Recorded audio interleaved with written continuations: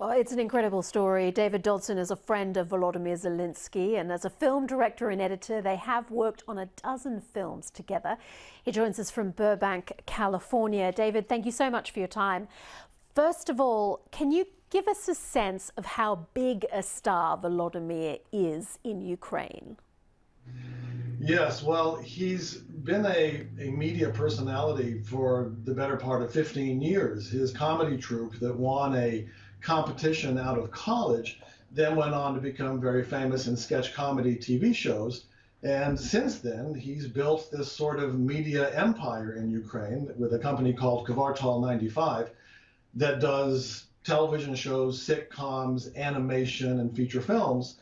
And his popularity today is probably stronger than ever. The presidential and political side of his life notwithstanding, the film that I just directed him in last year in December became the most successful film in the history of cinema in independent Ukraine. So his pop culture cachet is already as big as it can possibly get in Ukraine, to where it's almost you might think of it as being an iconic kind of a status in Ukraine.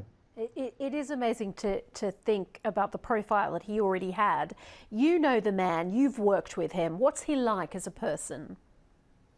Well, my experiences with him, of course, in making movies and being on a movie set, it results in a kind of an intimacy that you only get in a movie set because of the long hours and the kinds of things that you're doing. And, he's always been, through all these years, just nothing but warm and generous and conscientious and very giving to everybody around him, and a real cooperator. He's a good listener. I can tell you that if you have an issue you have to resolve with him, or something that you're passionate about that you want to change his mind on, he will give you a chance to convince him, and he does want to be persuaded if you can present a good enough argument.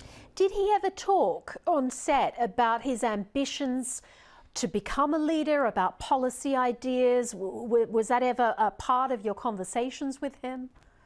Right. No, actually it wasn't, and it was very deliberately not so. Anytime over this past, I was in Ukraine for 8 months working on this film last year, and there were rumors, of course, in the hallways of the production offices, but anytime you tried to bring it up, the conversation was actually actively discouraged. The only time that you knew that there was a meeting going on that had to do with this potential run was when you would go to his office and there would be 10 or 15 cell phones piled up on his assistant's desk that were not allowed into his office for the actual meeting. That's when you knew it was a political meeting. So it was all kept very, very quiet until the moment in which they decided to announce it, very late last year. So they kept the two lives very separate. Are you shocked now that he is the president of Ukraine, just briefly, and how do you think he's going to cope with the job?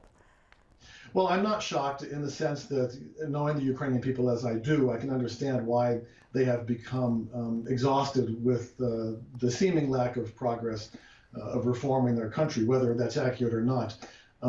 As to how he'll do, it's a very ruthless world that he's getting into, a very different kind of world that he's getting into.